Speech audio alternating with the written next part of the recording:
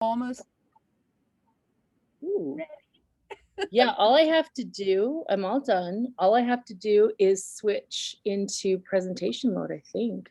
Very nice. Well, I'm so excited. This is like first, right? It was so awesome because earlier this month, I think it was actually at the beginning of this month, Susan reached out and she was like, okay, I've been doing a lot of research and I'm really fired up about intermittent fasting and I really want to get to share it with everyone. Is there a slot left in the schedule? Which let me just tell you, that like rarely happens that people are like, can you fit me in? I got something I want to, I'm dying to share this with people. And this is one of those classes. So I'm really excited because you've been kind of like, you were researching this, gosh, before we left and we've been gone 6 months. So this has been. Well, actually, and I'll kind of tell you the story as we go through, but it really started when Mom and I started researching inflammation, and it kept coming up and it kept coming up. Yeah.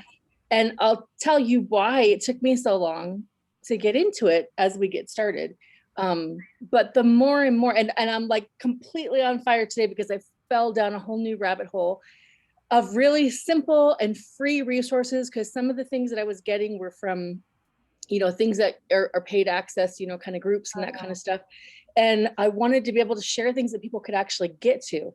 And I got some good stuff for you. So That's awesome. In fact, I invited her to come in because we have a friend who has Graves' disease, and she's got a lot of health issues surrounding. And one of the things that has been recommended by her doctors over and over again is the intermittent fasting. you'll see why when we get done tonight. And so, yeah, so she's trying to get in here, but her husband has a thing. But Sure, no yeah, problem. but it's fascinating to me to think, like, I think like weight loss, but it's Oh, so far beyond that. It's so far beyond. there's so much. And what, I can do a lot of things. You give me my frankincense and my headaches go away. I don't necessarily need to know how it works to believe in it. You know what I mean? But Yeah. when I can add that I understand the science behind it, oh, watch out. I mean, I'm really excited about this. I So think that's about when you texted me and said, okay, yeah, put me in the schedule. I'm ready to go. All right. Well, I'm going exactly. to just turn it over to you, Miss Susan. I'm so excited. I've got my paper. Guys, you're cool with us just asking questions, right? Of course. Absolutely. Absolutely. And honestly, I will tell you right up front, I am not the expert. I mean, I've literally the scanty research started when we first put together the inflammation class. The deep dive happened like since Christmas. I Nice. just kind of decided I got to have a plan. I can't go into this year without a plan. Um, and just falling down the science rabbit hole, just it all suddenly kind of made sense. So let me share screen. I love that And though, because when we're first learning about something, it's almost the best time to share it with other people because exactly. you know what I mean? So When there, you're and there's plenty of things I may not be able to explain or questions I may not be able to answer, but I got a lot of resources that I feel like are geared toward, like, you don't have to have a medical degree to understand it. And I Yeah. could give you some of that level of science behind it, but you don't necessarily need to understand all the physiology to benefit from it and get why it works the way it does. So Yeah. let me share screen with you, and then we'll head into presentation mode and hope it looks pretty. We'll see. Let's see. Okay, so as always, I'm really bad about managing the chat while the slides are up because it takes over my whole screen. So please feel free to, just shout out and stop me if you need to ask a question. Okay. All right. So my name is Susan Velazquez. I think I know everybody here virtually, at least. I can't wait till we've added so many friends to our doTERRA family, which is so awesome. And I'm so happy to have you all here. I can't wait till the next time we get to have a live event.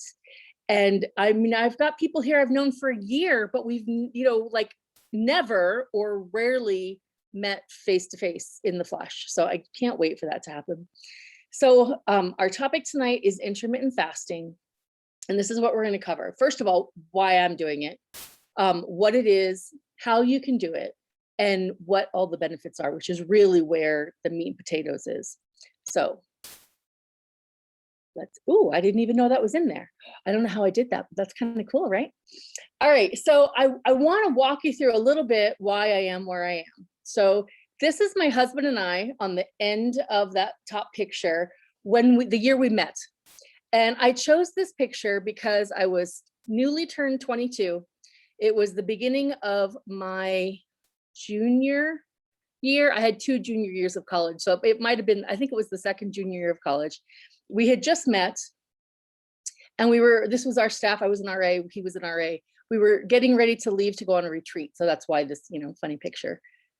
And I was in literally the best shape of my life. I had spent a year out of school in between. I had a roommate that I knew from high school before I took a break from college. And she and I were on an exercise kick. We were losing weight. We were walking all the time. I had no car in school, so I walked everywhere. I had a 22-year-old's metabolism.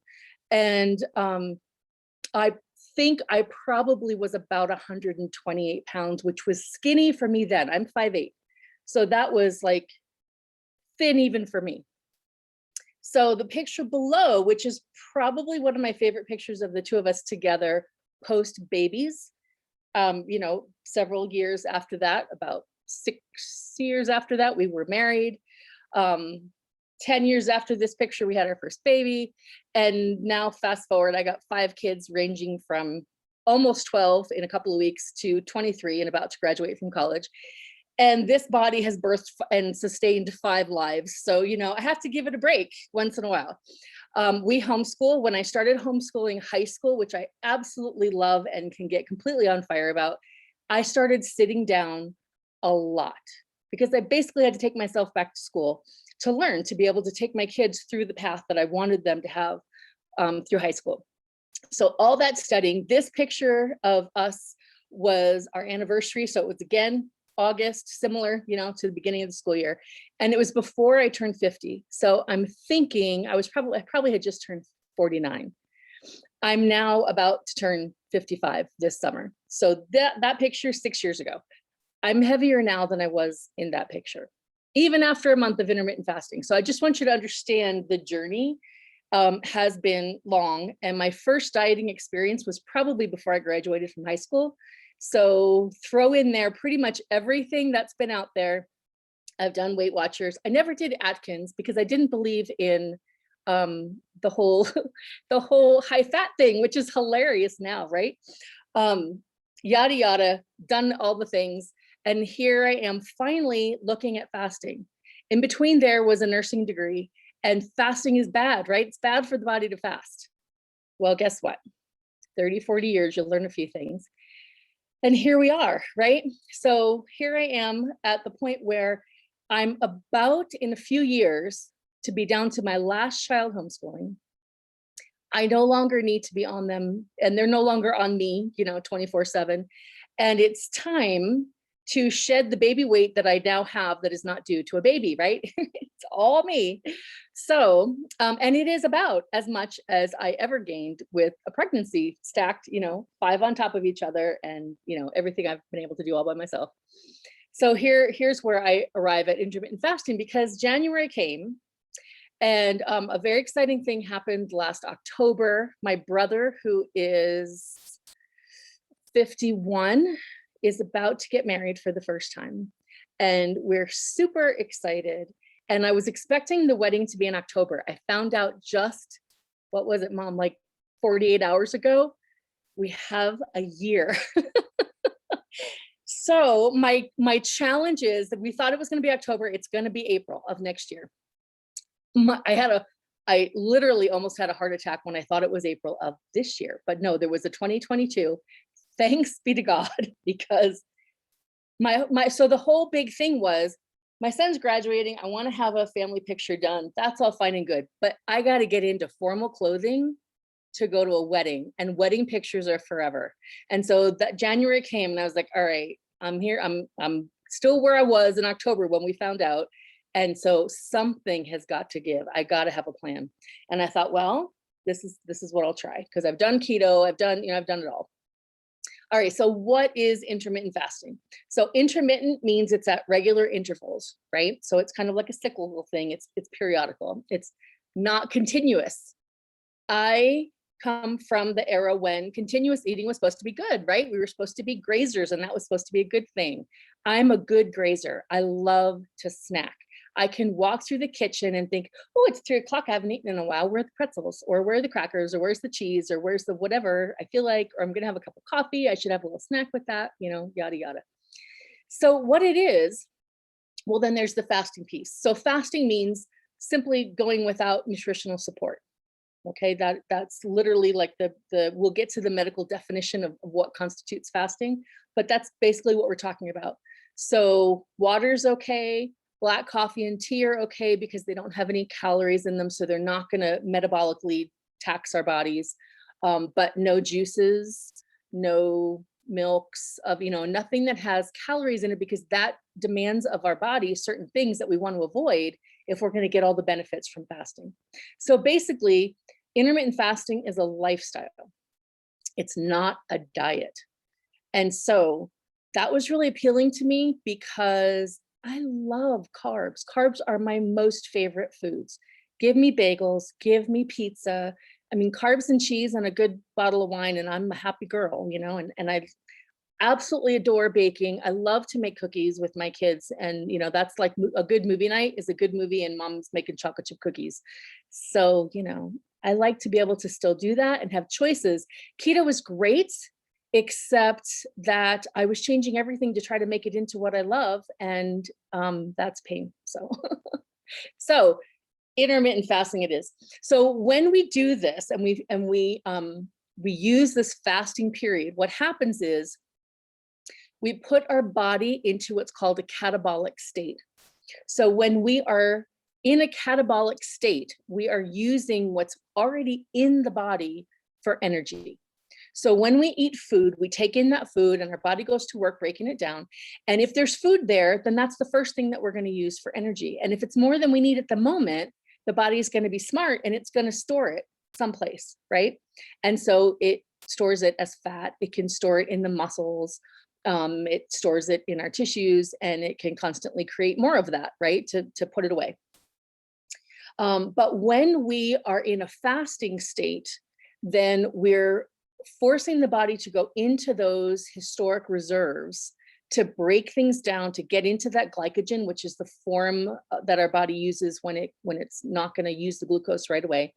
And we can access those old stores of energy. So that's great for us for weight loss, but there's other things that this stimulates as well. And so we're going to get into that. And that's kind of where the magic happens.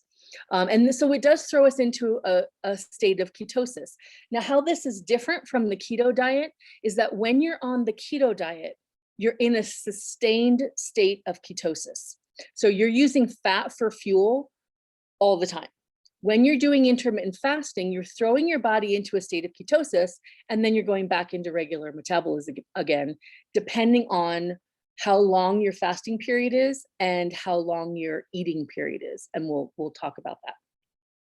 All right, any questions up front? Awesome. All right. So how are we going to do it? Well, here's the first problem for me is I love breakfast. And my mother's here, so she can tell you, for my entire childhood, you could not take me out of the house until you fed me breakfast. If we were going to church before we were eating family breakfast, I had to have the bag of Cheerios in the car or I would throw up all over the place, which is very counterintuitive. I know if you have no food that you would throw up, but it would make me so nauseous to not eat in the morning. And my husband learned very early in our relationship that I had to eat before 10 o'clock. And I'm a night owl, so I sleep late, doesn't matter. Better feed me by 10 o'clock, especially if you expect me to be awake. Now I'm older, you got to feed me and you better give me coffee too. So, giving up breakfast was like, oh, that's not going to work for me. First of all, breakfast is the most important meal of the day, right? Haven't we been told that forever? And so you can't skip breakfast. That's bad. I love breakfast. It's some of my favorite foods. And so I don't want to skip breakfast. So that was a hurdle. But then, and we're a big family, and I have one son who's off at school, but everybody else is home. So there's 6 of us most nights sitting down to have dinner. And I have done I'll make mom's food and I'll make the family food. And that stinks. I hate that. I've done trying to fit everybody into what will work for me, or I don't eat the carbs or for, whatever I'm eating. And that works better. But it's really a big drag to skip dinner to increase that fasting period when that is my family's biggest meal of the day. So I had to find something that was going to work. And everybody thinks they're flexible until you sit down to the dinner table, or somebody comes home from work at 6:30. And if I'm not eating dinner, I don't really feel that much like making dinner. And, that's kind of sad for the person who's been at work all day and, is coming home and tired and, anyway, so I had to find a way that would work for our family. So what I decided to do was I could skip breakfast, but I wasn't really skipping it. I just pushed it to lunch. So I have no attachment to lunch food. I just really like breakfast. So I ate breakfast for lunch. Sometimes the kids and I would make breakfast burritos. Sometimes I would have my own thing.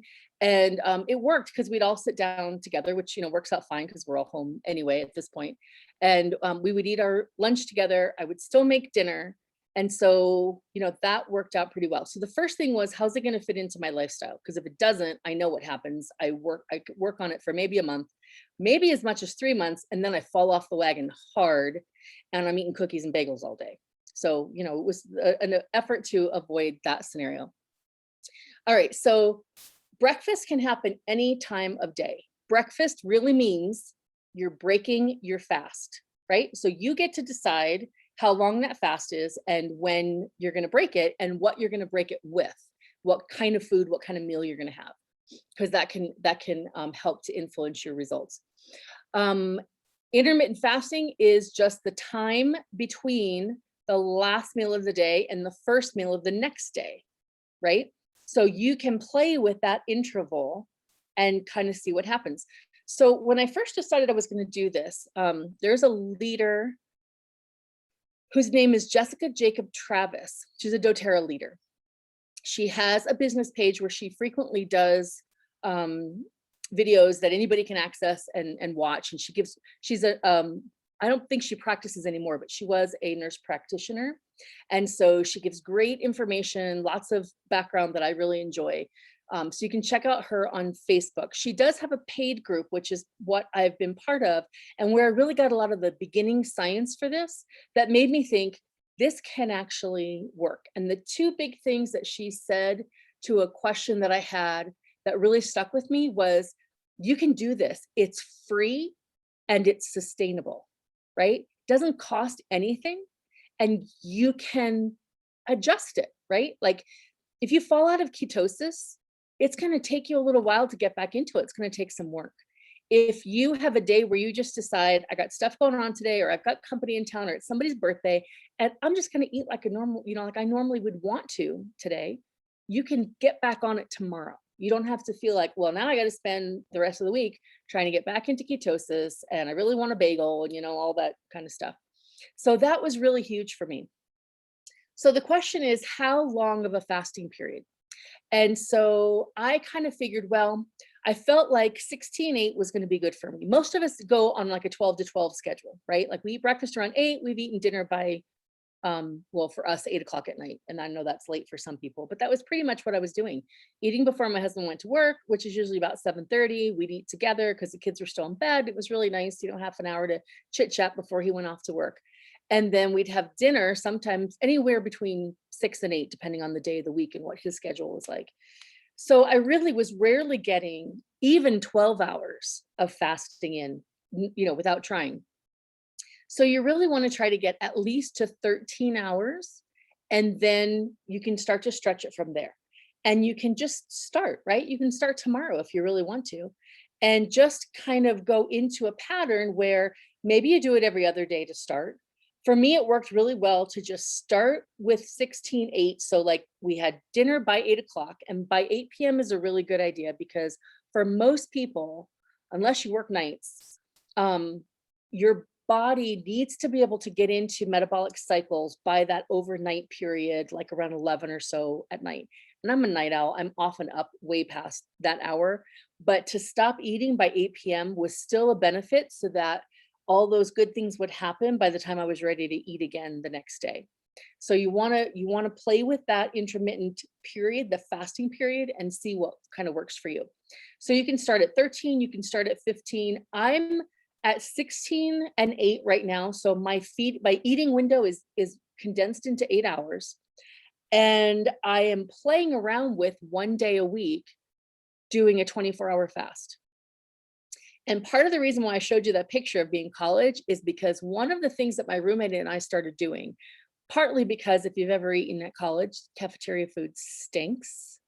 And I mean, some nights I was literally eating ice cream and granola for dinner because that's how bad it was.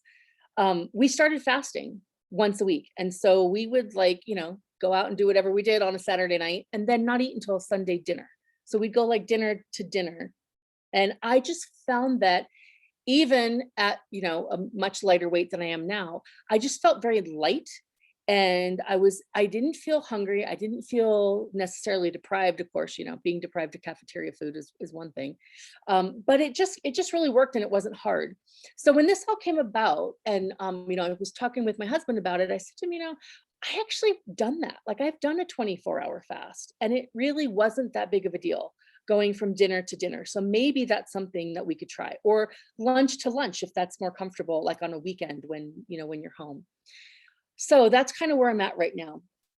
Now, when you really get into serious intermittent fasting, then you might want to do a water fast where you are going from 24 to 72 hours without eating.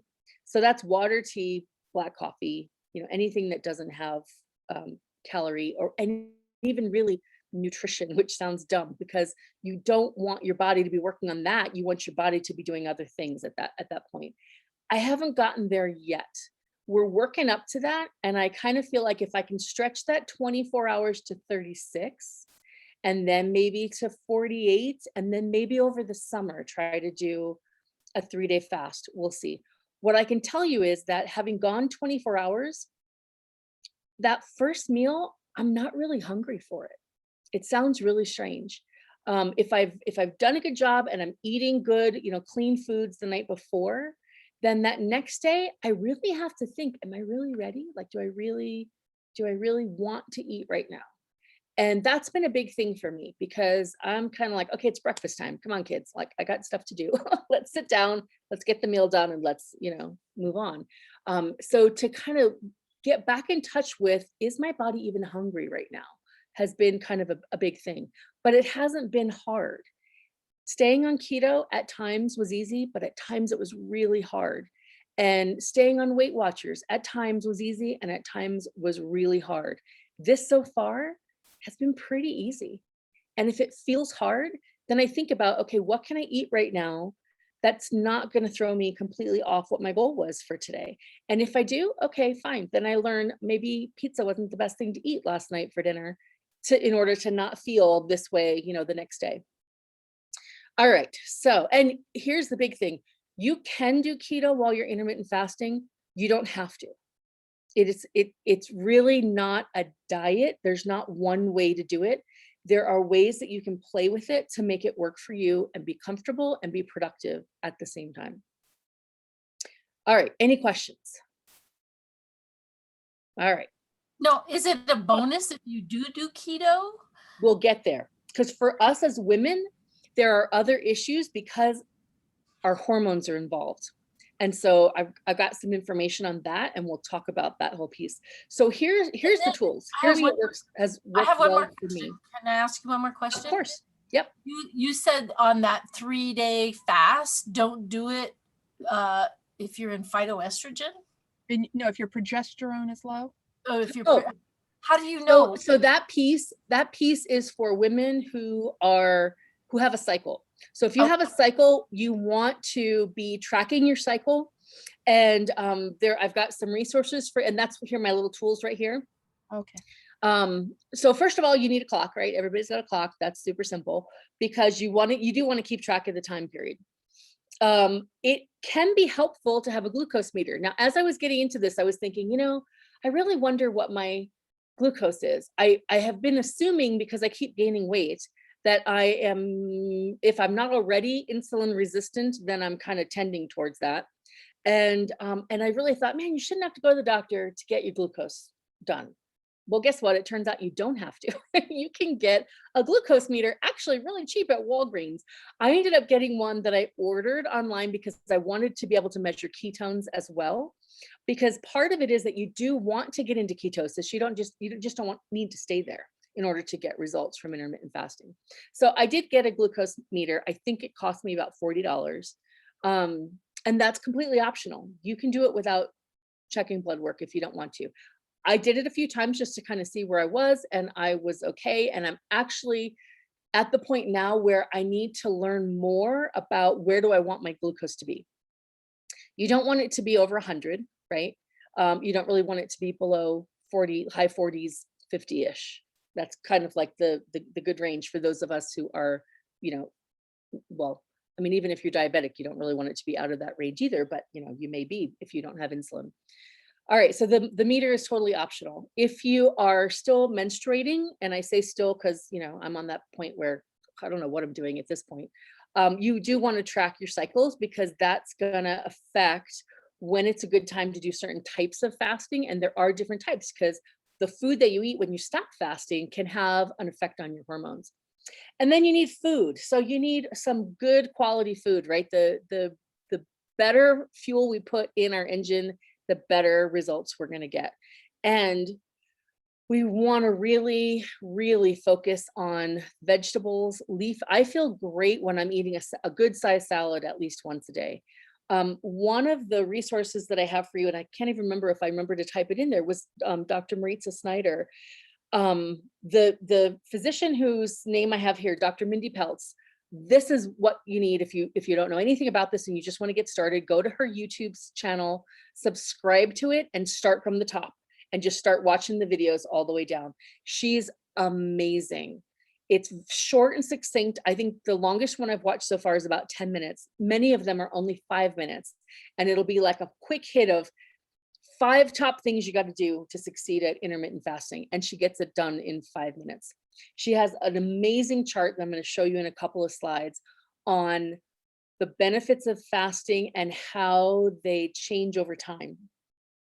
And just fantastic information, lots of information on women and intermittent fasting and your hormones. And if you are in the over 40 category versus if you're in the postmenopausal, regardless of whether it's because you had a hysterectomy or because you've aged out of, menstruation, whichever the case happens to be. And they're really spot on and things that you can use like right now in order to put this all to work. Very, very simple and easy. All right, so let's look at why do you get benefits from fasting? So again, I went into this thinking fasting is a bad thing.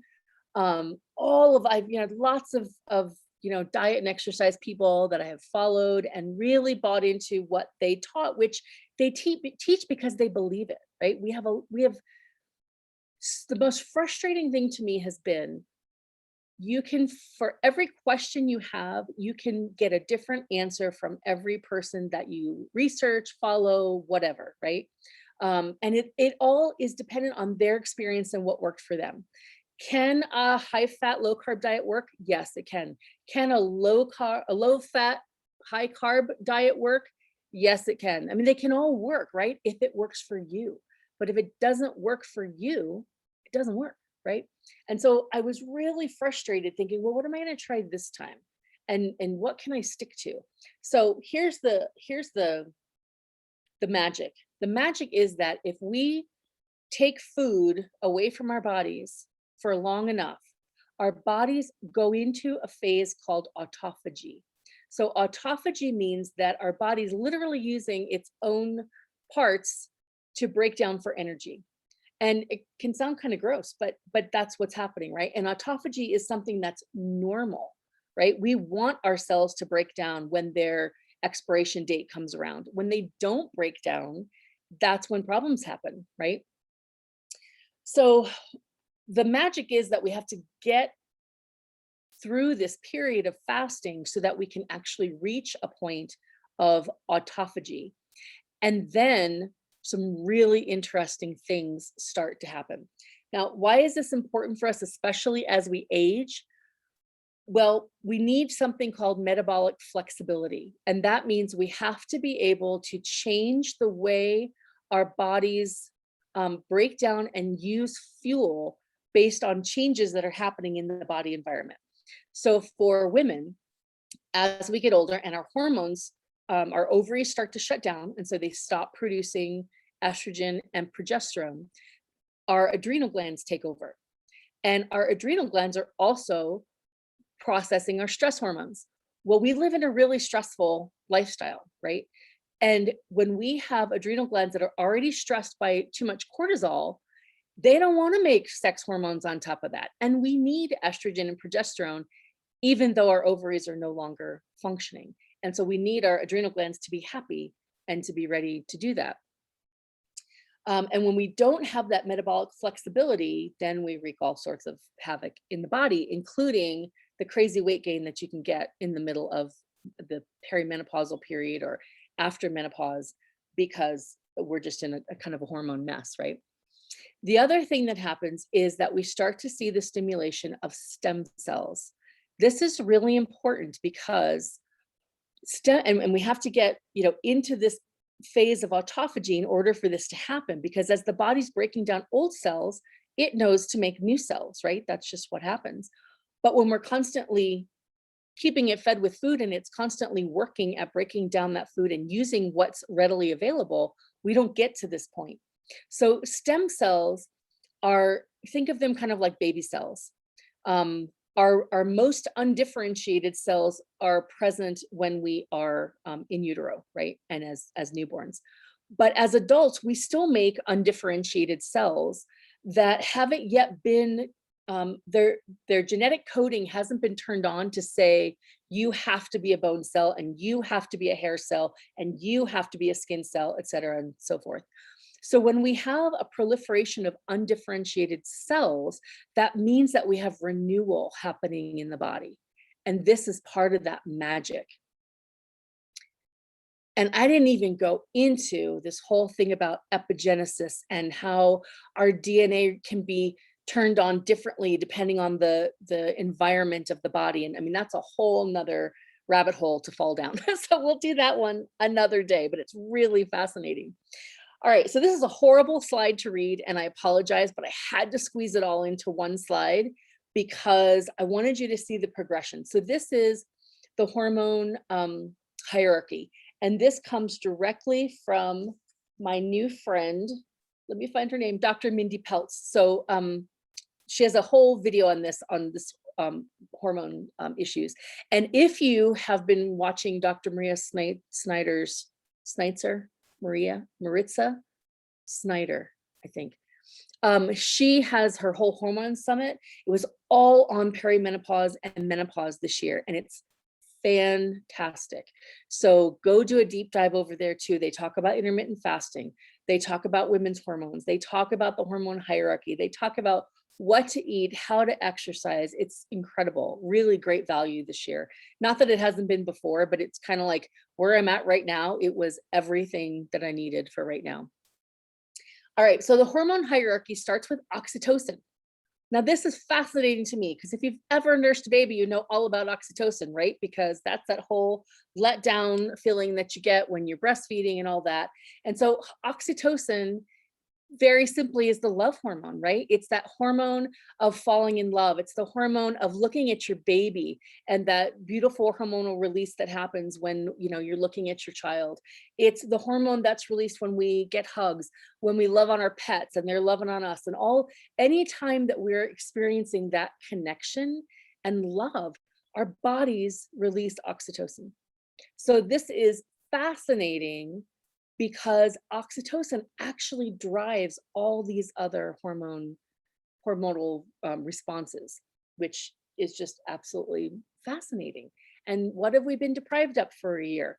All of these things, right?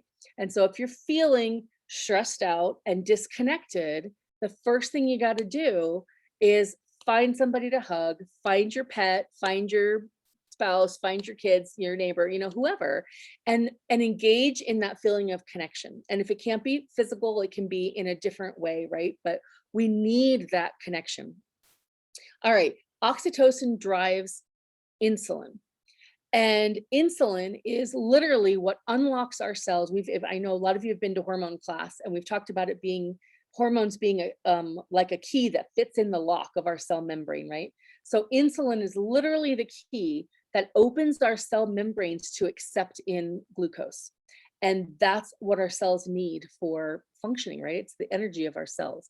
So when we don't have insulin, we've got too much glucose circulating in the blood and not enough getting into our cells. We're literally kind of like starving on the inside, right? The glucose is there, and too much glucose in our bloodstream causes damage to our tissues, but it can't get into our cells where it can actually be used for energy. And so we don't have energy. It's a kind of a crazy situation. So we need insulin. And one of the ways that we can make ourselves more sensitive to insulin is through fasting, because we're depriving the body of food, right?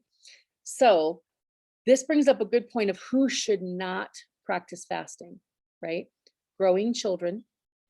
And that doesn't mean that you can't work on some of these ideas with them, right? But they're developing, and that's a special situation. People who are over 75, again, because you're in a more fragile state where your body maybe can't react as quickly. And some of this might help, but you want to be really careful about the way you implement it. And definitely a brittle diabetic. Now, there are incredible studies about fasting for type 2 diabetes.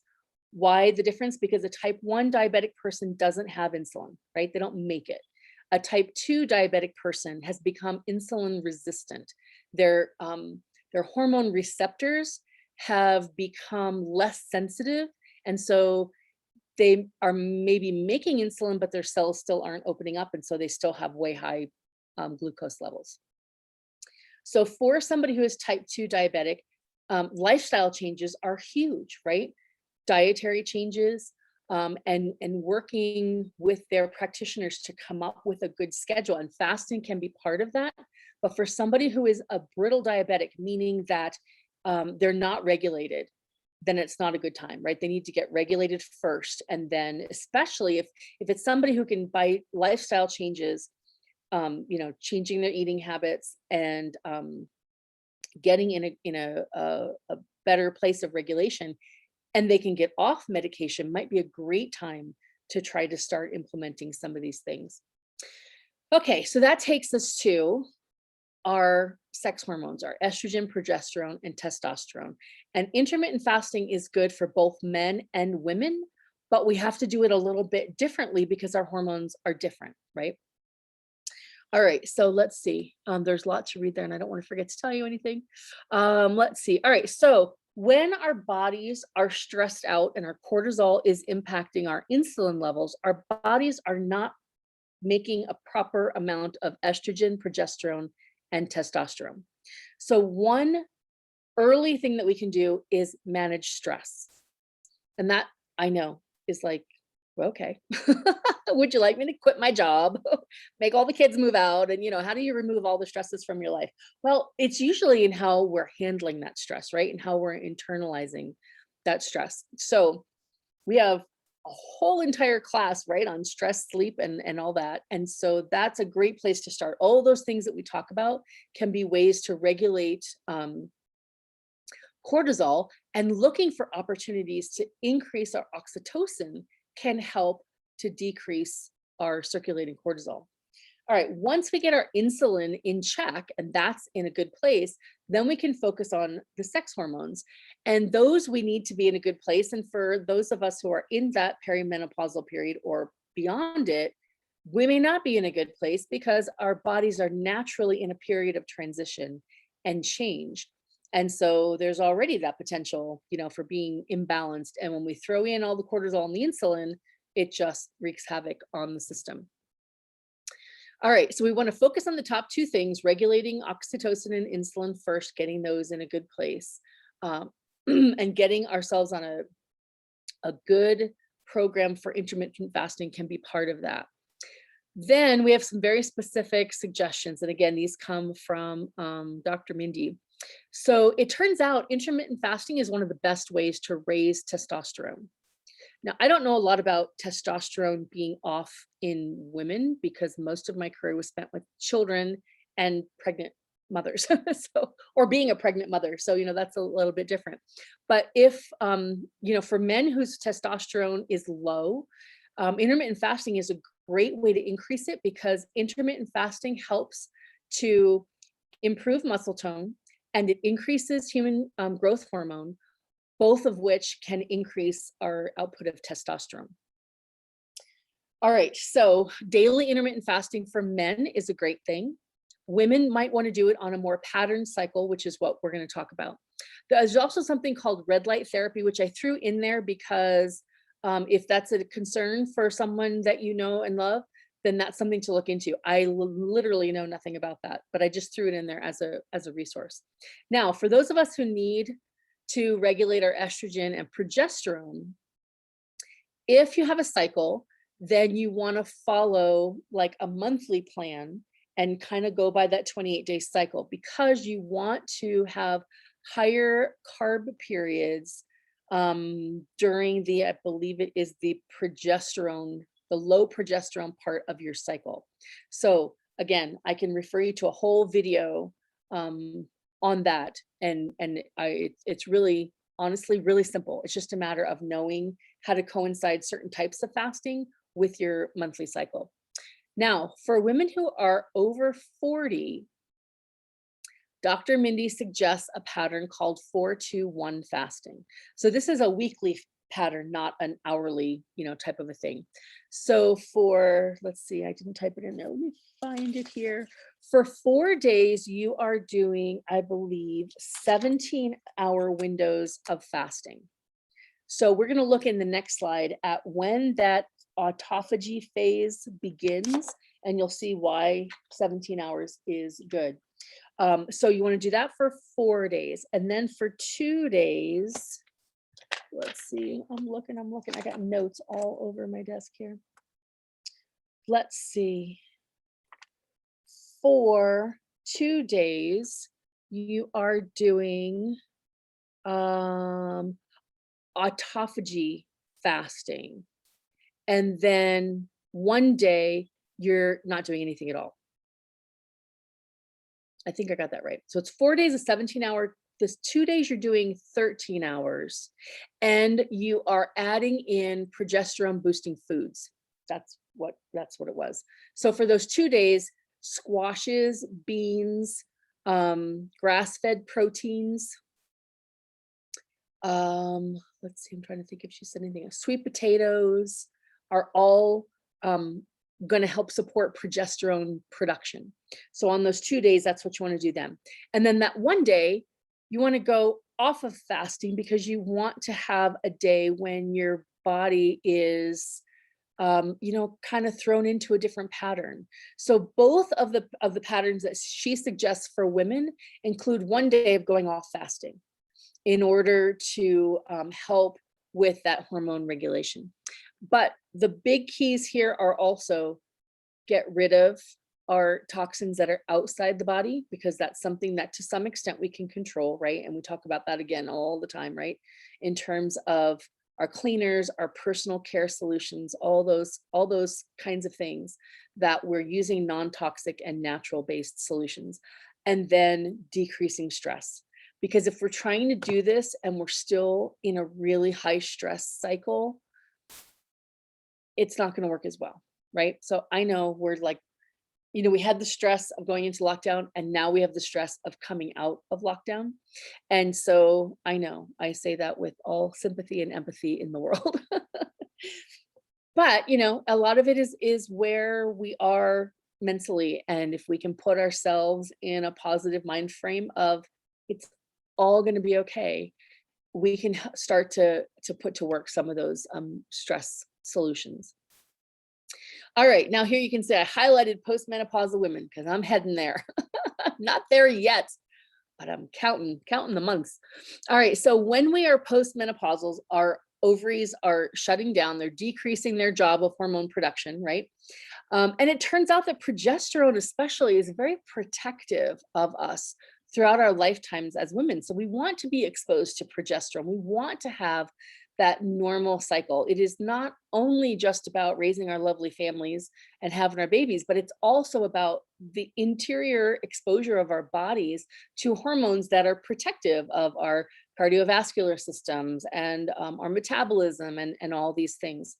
So when we get to this point where our hormones are no longer in charge of that, as we talked about, our adrenals are often not up to the job of taking over because we are stressed out. So to just highlight how important it is to make friends with our adrenal glands, 70% of diseases that happen to women happen after menopause. So, part of that is age, and we sort of think, well, yeah, of course, because we're aging, right? But it doesn't necessarily have to be that way if we make lifestyle adjustments. And so that 22-year-old could live a different way than the 55-year-old that's about to be, because my inner environment is different, right? My body is changing, and making those lifestyle changes is what's going to help me lead a healthier future going forward. All right, so for this, Dr. Mindy recommends a variation of 5, 1, and 1. And this is the one I spelled out very selfishly because this is where I'm at right now. And this is what I think I'm going to try going forward. I've been doing pretty much 16-8 every day. So 16 hours of fasting, 8 hours of eating. And then it's probably been the third Sunday that I've done a 24-hour fast from Sunday lunch into Monday's lunch. And that's worked out really well. It's actually been very comfortable. It's worked out fine. And I've been working on, okay, the next step is going to be, let's try a 36-hour, see if we can push it a little bit more. But I'm going to try this idea here. So this is fasting no more than 15 hours, which, hey, that sounds pretty good, right? That's less than I was planning on. A maximum of 5 days a week. Boosts our insulin sensitivity because we're having a period where we're depriving the body of food. And so those hormone receptors kind of get a little bit more itchy for insulin, right? And they're a little bit more responsive, reactive to insulin. So we increase our insulin sensitivity. 1 day a week, pushing to 24 hours helps us to get into that autophagy phase, which is what we want, because that's where the magic happens, right? Where all that cellular turnover happens. And then we have 1 day, so it's 5 days of doing no more than 15 hours, 1 day of a 24-hour fast, and then 1 day of no fasting at all. So in other words, you just eat. You want to get up and have breakfast at 8 o'clock, you do it. You eat the way you want to eat for that 1 day. This helps to stimulate the production of progesterone, which in and of itself, progesterone helps to decrease cortisol. Now think about that. If you think about, having babies or being around babies and all those good feelings that we get from having babies and, sitting down and snuggling and loving with them, that is decreasing our stress hormones, right? And so it makes sense that even as we're older and maybe, that particular time of life is past, that anything that we do that's going to stimulate progesterone is going to help to decrease our cortisol, right? So one thing that she recommends, and Dr. Marisa does as well, is something called the Dutch test. And so this is a hormone panel. I've not had it done, so I can't give you any experience on that. I have been avoiding my physician for about 5 years now because I know that she's going to tell me to lose weight. And so my plan had been to lose the weight first and then go back, or have a plan and have it be working, which it wasn't before. So, maybe by the time April rolls around and I have a wedding to go to next year, maybe I'll even have been to the doctor once. We'll see. We'll see what happens. So there you go. There's a few suggestions there.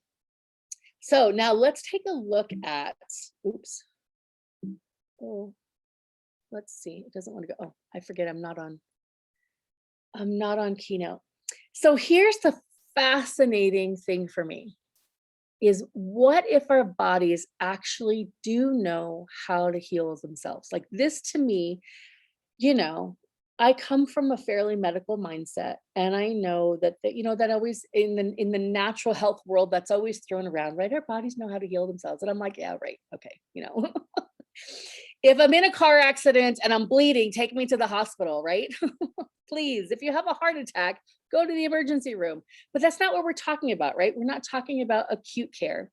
We're talking about, discovering some kind of, I feel like, hidden secret key to our bodies, that because we actually live in a time of plenty, that we can eat 3 times a day every day, or 6 times a day, whatever wisdom I was trying to follow.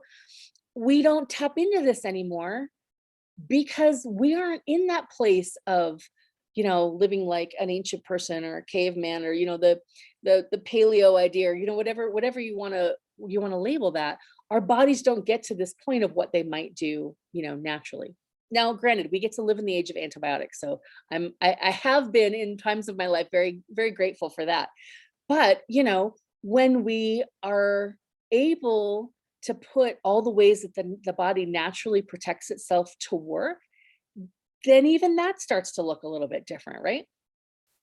All right, so now let's look at some of the research that's out there. And this isn't even the research that I originally planned to show you. But I came up with all this stuff and some things that I looked at just in the last week. And this is really interesting to me. And I'm going to show you this chart on the next slide. But first, let's look at some of these things. And then I do have a video in the resources that you can go watch by one of the premier researchers on intermittent fasting on Alzheimer's disease. And it is completely fascinating. All right, so at 13 hours of fasting, studies show that we switch at that point from fat storage to fat burning. So we talked about how if you eat some food, your body is going to use some of that food right away for energy, right, in the form of glucose. It breaks everything down to glucose. And what it can't use right away, it's going to store as glycogen, right? And if it doesn't think it has a place to store it, it's going to create fat in order to store it there, right? When we get to 13 hours of fasting, we switch to finding those historical areas of fat storage to burn that fat, release the energy that's stored there. And so we're accessing historical fat reserves, and we're releasing human growth hormone, which is great. It looks like I didn't complete a thought there. Human growth hormone increases muscle mass, which is good for us because muscle mass actually burns more calories than fat does, right? So there is a process of becoming lean from fasting, and then also building muscle, right? Which going together actually puts us in a really good place. I think we're way beyond, the 70s idea of women shouldn't bodybuild because their muscles grow too much, right? Like we already know that's not right. And we know that weight-bearing exercise is crucial for us as we enter into that after 50 kind of phase of our lives, because it helps to keep calcium in our bones, right? Which is really important for us to have strong bones as we age. And it also helps us regulate our weight because of that fact that our muscles actually going to burn more calories than our fat tissue does. All right, at 16 hours of fasting, the autophagy begins. And so that's why sometimes we might want to push it to 17 hours to kind of be in that state for a little bit, right? And this is the reason why some people will do the 3-day water fast, right? I say water, that includes anything that doesn't have calories in it. So the research right now is that this they think this maxes out at about 72 hours. So that's why even up to some people will do 5 days. Now, 5 days to me sounds like I can't even wrap my mind around that. That just does not seem like a good idea. But hey, it really depends on what our purpose is in fasting and what goals we're trying to achieve. So again, must have gone in and like cut and pasted something and I lost something there. But so at 24 hours, we also have this stem cell. I think that's what was there. 24, oh, okay, go down to the next one. 24 hours, we're breaking down historical fat. We start to see intestinal stem cells forming. So this is huge for anybody with an intestinal chronic disease, in that we can renew the layer of the gut by fasting. Isn't that crazy?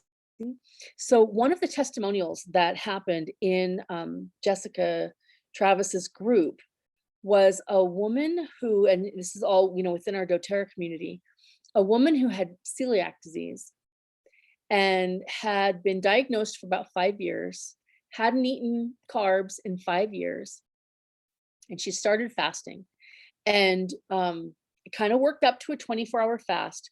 From there, worked up to a 3-day fast. After a 3-day fast, she tried eating pasta and had no symptoms for the first time in years. She went back and did it again. First 3-day fast. Yeah, isn't that crazy? The first time. So then she thought, well, okay, maybe it's a fluke. And maybe I need to make sure it sticks, right? So she did it again. She did another 3-day fast. I don't know what the intervals are. I think she mentioned it in the video, but I don't remember. So 2 episodes of a 3-day fast, and she's been eating carbs as of this video was within, this group has only been around for like the past year. So it was in the last year that this happened. Absolutely phenomenal, right? Because celiac disease has no cure, right? So that's a total lifestyle change, dietary change, all these kinds of things. Now, is eating pasta the most important thing in the world? No. But if you have, yeah, hey, I'm Italian. Yes, I know. Trying to be open-minded here. But, if you have lived with that feeling of restriction and that feeling of not knowing, especially, there's so many things you could say, well, gosh, can you imagine living with that? But that feeling of, I don't know when I'm going to be stuck in the bathroom or when I'm going to have to run to the bathroom. And, all of the implications of that talk about stress hormones, and then think about being relieved of that. And she's my age. That's amazing, right? All right. So you can see how the deeper and deeper I get down the rabbit hole, this is where I'm going to be living for a while, because I really, really want to play with this idea and see where it can take me. And I feel hopeful. I'm not the kind of person to not feel hopeful, but I feel really hopeful and less frustrated and more optimistic that I can change this whole weight issue that I've been dealing with for the past, 6 and more years, just since, coming out of childbearing years and moving into this, I teach high schoolers, and so I sit and study all day, kind of period of my life. All right, so the other thing that happens, we see intestinal renewal. The other thing that happens is there's this really interesting immune system response that happens because our T and B cells, which are part of our immune responders, move into the bone marrow, and something crazy happens there that research cannot tell us yet what that is. But they kind of come out like super hormones, and they're supercharged in some way. That kind of resets the immune system. So we see digestive benefits, we see immune system benefits. And if you skip down to the bottom here, we see improvements in diabetes, heart disease, Alzheimer's, neurodegenerative disease in general, but Alzheimer's and dementia specifically. And of course, obesity, because that's what we're here talking about, my weight loss problems, right? So amazing. When we get to 3 days of fasting, we see that white blood cells begin to be, it says sloughed off, but that means basically they're metabolized within the body, and they're kind of sent off to, the white blood cell graveyard, which means they get processed out of the body, broken down and processed off. And we see new white blood cells being released. So the longer you fast, and again, research can't tell us, there is a point at which fasting is not a good thing, right? Like we've all seen horrible pictures of people starving. It's not a good thing at a certain point, right? But we're not talking about that kind of a scenario here. And that's why it's intermittent. It's not fasting forever, right? It's intermittent, it's periodic. But the longer we fast, if we can reach that magic 3-day point, maybe push it a little bit further, the more stem cells we see released. And this has huge implications for anything that is affected by aging, right? So huge, it's absolutely huge. So next, I wrote down here fasting benefits chart, so I wouldn't forget to show you this. I had a little bit of trouble getting this loaded into my slides, but I finally did it. So here it is. Wow. Yes, Carrie. All right, we have 2 questions. That have Awesome. come up. One is, what level of activity should you be doing during a fast? The question was, I knew you were going to get it. I'm like, I'm sure she's going to cover this, but is it, should it, it's like, what I got to find it. So what is the relationship to activity while with long days, long fasting? Don't move, or normal movement, or should you continue exercising, you know? Yeah, and that's what we're going to get to on this slide. Exactly. Then Exactly. the other question is mine. Where do supplements fall into this? Like, if that is such an excellent question. And I actually that was one of the questions that I brought to Jessica Jacobs Travis when I was trying to figure this all out. Because there is some thought that it's best to not take our supplements during this fasting period, because you're essentially giving your body nutrition, right? It sounds kind of crazy, but you don't want your body to be working on assimilating new things. You want to free up your digestive process to be metabolizing from within the body environment internally, right? So I'm still taking my supplements, but I got them down to lunch and dinner, because I'm basically, you know, for all intents and purposes, eating lunch and dinner. So I take the first dose with lunch, I take the second dose with dinner. But I have taken my evening capsule of oils, because oils don't have calories in them, right? Right. They have good stuff, but they're already broken down. Like, they're already their chemical constituents. So they just kind of move into our body. Like, they don't have to be digested. They do get sent over to the liver and get, you know, sent back into our digestive system and that kind of thing, but not in the same way as eating an apple or a piece of bread, right? That like has to be literally digested. What about when you've done like a 24-hour? Do you just not take them? I don't have anything during that 24-hour period. I make sure I've had my supplements. So I'm doing from lunch to lunch the next day, right? That's what I'm calling 24 hours. So you're taking them before the fast and then right after the fast? Exactly. So I take them with my last meal when I'm getting ready to start that 24 hours. And then when I'm ready to eat the next day and that 24-hour period is up, then I'll eat. And sometimes I'll have a little something as I'm fixing food, so that like the first thing on my stomach isn't like a big meal. And there is some interesting, which I'm not going to go all into right now, but there is some thought about, doesn't matter if you eat a protein or a fat or a, you know, whatever as your first meal when you come out of a fasting state. I think the important thing is, like, don't eat a donut, right? Like, eat something with some solid nutrition, whether it's going to be a chicken breast or it's going to be a salad, right? Eat something that's going to feed your body. And what was the other part of that? Okay, 24 hours. And so then I take my supplements with that meal. So I might eat a little something first to kind of warm up to eating, then sit down and have a meal, and I take my supplements then. So I'm still, that day, I'm probably only taking 1 dose. Now here's this, you know, I guess I get very locked into a certain way of thinking things. And because you all know that I love the fact that our supplements are not a heat compressed, huge horse capsule, because that has been what's always kept me from taking a multivitamin, because it just didn't work well with my digestive system. I never contemplated taking it all at once. And Nurse Travis says it's okay to do that. She was like, oh, well, I just take mine all at once at lunch. And I was like, what? So like, if you really felt like you needed to take that whole, you could just take the whole supplement if you're going to eat one time that day. take it all at once. You could do that if you wanted to. And what's the difference? Well, the difference is I like breaking it up because I like, kind of keeping it more of a steady state in my system. But part of the whole point is to get out of that steady state and let my body kind of starve a little bit, right? Because there was no time at all when I was doing that.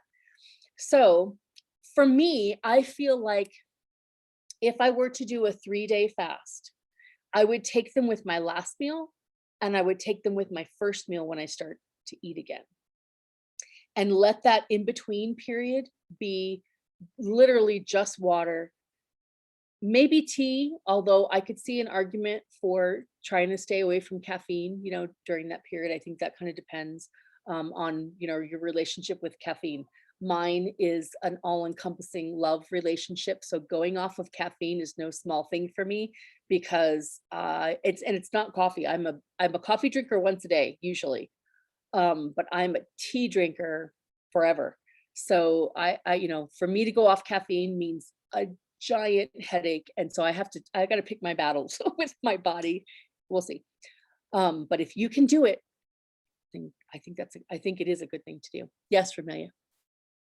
So I had a question earlier with the patterns, how it was very specific for women. Does Yes. that pattern apply as well to men? That same No. ratio of days, or is there I something mean, completely different men, for this them? is one thing that we're struggling with because Henrik can't go to work and eat lunch as his big meal of the day. He barely gets lunch at work. So it didn't work for him to do the same thing I'm doing and skip breakfast. So what he's doing is he's eating breakfast most days, doing kind of a light lunch if he eats lunch. And then, dinner's always dinner for us. On the weekends, some days we're kind of pushing back. The funny thing is, I'm no longer the cranky one on Saturday morning when breakfast hasn't happened at 10 a.m. But that doesn't mean we don't have any cranky people. I just said to him last weekend, he was off for the weekend and Saturday came and, and I said, it's really funny because you're like grumpy if I don't feed you by 10 o'clock. And he was like, yeah, how does it feel? That's exactly why I was asking Tammy, because they do have more muscle mass just by design. And Absolutely. so they have a very different metabolism And they completely different also, nutritional needs. So I was just wondering if that same pattern, like for the over 40, right, that 14, 2 and 1, would right. that still apply to a man that's over 40? Well, they Or can do they have certainly some? still get the benefits, but it is different because they're dominant in different hormones, right? So for the testosterone boosting pattern, you don't have to go by days. So like just picking an intermittent fasting schedule that works would be okay. And you can benefit even if you don't do it every day. So like if it just doesn't work because you're working, you could kind of incorporate it on the weekend if you want to, right? You could just stretch that eating time. Yeah. So, I mean, you're still going to get benefits from it. And that's what I love about it. It kind of depends on, we kind of say the same thing when we talk about doTERRA, right? You want to go fast or you want to go slow? Like you're still going to get a benefit either way, right? Regardless of how you do it. All right. So take a look at this chart, which blows me away. And if you want your own, all you have to do is go watch the video from Dr. Mindy, and she will send you to her website and you can download this chart. And the reason why I'm sending you there, I have it downloaded so I could send it to you too, but go to her website anyway, because you'll get on her mailing list because she has a book coming out in April, which I'm going to go pre-order before the week is up. And it is, let's see, the menopause reset or something like that. I'll find it and I'll post it for you. But I'm really excited to read it because it's all about this, everything that we're talking about, specifically broken down for women who are either experiencing perimenopause or already menopausal. All right, so take a look at this. Let's kind of break this down a little bit. This is the number of hours, right, across here. And let's see, this is, let's see, amount. This is the amount of each phenomenon, right? So as you fast over a number of hours, the reason this one is so high is this is your blood glucose, right? And so the medical definition of fasting is when your glucose stops increasing.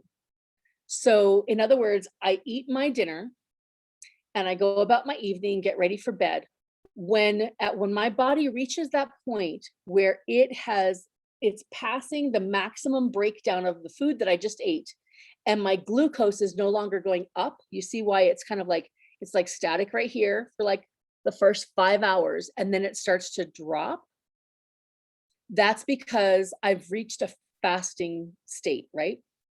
Okay, so as we go, here we hit right here, like this is 24 hours right here, one day. Okay, so we see there's a little spike here. Well, why is that? Well, because we're breaking down other things and using them for energy, right? And then it goes down at 24 hours. Now you keep fasting because this whole chart is about fasting. Why does it go up again? Well, again, your body's accessing other stores of energy and it's breaking, but it's got to go to fat now because we're over 24 hours. And so it's breaking down fat for energy. So you see these momentary spikes, a few hours here and there because it takes that long for our body to assimilate and use that energy, and it spikes, but we gradually, our insulin goes down. Now we don't have numbers, so I can't tell you exactly how much, but over time, our insulin is decreasing, right? And this is 5 days is the maximum right here. So now let's look at autophagy, because that's the magic and we want to hit that phase, right? So this is 10 hours. And as I told you, most of the research I've seen is more than 10 hours. Like you got to get over 12. Most of us go 12 hours anyway, without eating, just by, course of a normal day. So you want to get to 13 to 15 and, more some days. So at 24 hours, we see we're on a nice rise of that process of autophagy and the release of human growth hormone. And that's a good thing, right? Because that human growth hormone is going to stimulate a lot of good changes in the body. We see that kind of level off here. This is about 35 hours. And then we see this, whoa, this process, this normal phenomenon in the body that we rarely are tapping into, peaks at 3 days. Can you see like right here? That's the 3-day mark and it's at its highest. And then it starts to go down. So to me, this tells me if you can do a 3-day fast, and trust me, as I said, I haven't gotten there yet. And to me, 3 days without food, like I can't think of a time in my life when I have ever gone 3 days without food, maybe with the flu, maybe. But if you can do that, then you reap the maximum benefit. And you don't have to do longer because it's going to go down, right? Now, does it go back up after that? Well, we don't really know because the research isn't really there yet. Okay. All right. Now let's look at weight loss and ketones. So this is actually ketones.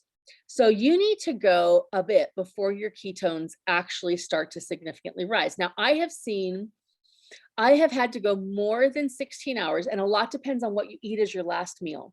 So ketones mean that your body is working on fats, because a ketone is a metabolic breakdown of fats rather than using glucose from what you've just eaten, right? And we want that to happen to a certain degree because, again, that's where the magic is, getting into that state of ketosis. So at 24 hours, we got a nice little ketosis burn going on there, right? But again, look at what happens over, am I on the right one, the red one? Okay, that was autophagy. Let's look at the yellow one, that's the ketones. We see this peak happen, a little peak right here, and then a plateau right before 3 days, so like around 60 hours, but we're on a nice increase from like about 30 hours onward, right? And then this crazy, crazy spike up here for 5 days, right? So if there is something that you're trying to reset where ketones are a major player, then it might be worth trying to do that 5-day fast. Now, I got a house full of people who like to eat, so I can't even imagine trying to make that happen. I'd probably have to go like on a trip somewhere. I don't know. Somewhere really boring with bad restaurants. I don't know. But, that's pretty interesting. And, think about what you would do if your health depended on it, right? Like, would you buy the $5,000 drug that might cure you? I probably would if I could, right? Would you do the 5-day fast if that was really going to be the thing that was curative? Yeah, I think we'd all probably find a way to do that if you knew it was going to be the thing that worked, right? All right, so now let's take a look at the stem cells. So the green line is intestinal stem cells. So at 20 hours, we start to see that. And we said earlier it was like 24 hours. So, somewhere in this area of about a day of fasting, our intestinal stem cells take off. And look at this line right here. This is the green line. A nice plateau here at 3 days, and then peaking really around 4 days, and then just continuing at that level to a 5-day fast. And again, that's the most we've got in terms of the research. Now, the last one is our immune reset. So that means that those T and B cells are making their way into the bone marrow. We don't really know what happens there, but all of our blood cells get made in our bone marrow. Some of them are activated in other parts of the body, but they're all manufactured in the bone marrow. So for some reason, those T and B cells move into the bone marrow and something magic happens in there and they come back out and they are supercharged. So look at this immune reboot, which is the purple line here. We got this peak here at 24 hours. It plateaus to like 2 days, so around 48 hours. And then, wow, right up here to 3 days. So look at, this is 3 days right here. There is some magic happening right there, right? And depending on what it is that we're trying to affect, might make it worth it to stretch it to 5. And like a 3-day fast a few times might be enough for you to really see significant improvement in whatever, situation it is that you're trying to do. Now, again, we have to be careful, right? And especially for anybody over 75, that might not be the best thing, but you might not need to do it to that degree if you are at that phase of life, right? All right. So now is the question about working out, because this is something, if the worst thing in the world wasn't skipping breakfast, then it was working out on an empty stomach, right? There's this whole kind of, who do you listen to as far as, do you eat a little snack and then work out? Or do you not eat, work out first, and then eat within the next hour? This is what I have believed for like the last, 10 years, right? That if you're not going to eat the little snack, it's best to work out and eat within an hour afterwards. And the reason given for that was your metabolism is high for that next couple of hours after you've worked out. And so if you eat, then your body's going to, really efficiently process all those calories. Well, it turns out that working out in a fasted state. Now, we're not talking about a 3-day fast, but like if you're doing a 24-hour, or let's not even go to 24 hours. If you're talking about like, I've been doing a 16-hour fast and I will work out and then eat, whatever I'm going to eat. If you work out in a fasted state, then you're accessing those glycogen stores for energy. You're moving your body into that autophagy type of a phase, right? Which is great. And you can put to work something called metabolic switching, which alternates the fasting to get your body into autophagy and protein building, where you're building lean muscle mass. So the best weight loss scenario is where you're getting lean and you're getting toned at the same time, right? Because most diets, when we go on a diet, we lose muscle mass, right? It's like the first thing that goes. And that's not what you want. You want to lose the fat, right? And so if we can get into this pattern, and again, I can direct you to a video that puts this out really simply and nicely and gives very specifics, like do this and then eat a high protein meal to get this, kind of a result. So it turns out that some professional athletes use this process of working out in a fasted state to actually improve their muscle mass, which is like the exact opposite of everything I ever thought. So this has been like it's mind-blowing and just throws away everything that I ever thought about dieting, which I thought I knew a lot because I've done a lot of it, but clearly the very fact that I've done a lot of it means it hasn't worked, right? So you can take that for what it is. All right. So here's the thought I want to leave you with. How would it change your life to be able to reset your health? To me, I mean, I don't have a particular chronic disease. I'm really just trying to get back into a place where I feel healthy and comfortable. But the idea that going forward, we have our natural tools, we have our oils, and to add in this piece of aging the way I thought you were supposed to age is not inevitable is just completely blows apart my mindset about the future and puts me in a really optimistic and hopeful place. And that whole epigenetic piece of your body expresses its genetic code in a different way based on the environment, if you will, of the body, just means that the better place we can make that inner environment be, the better our lives and wellness are going to be. So before I go and show you my list of resources, are there any questions? Yes, ma'am.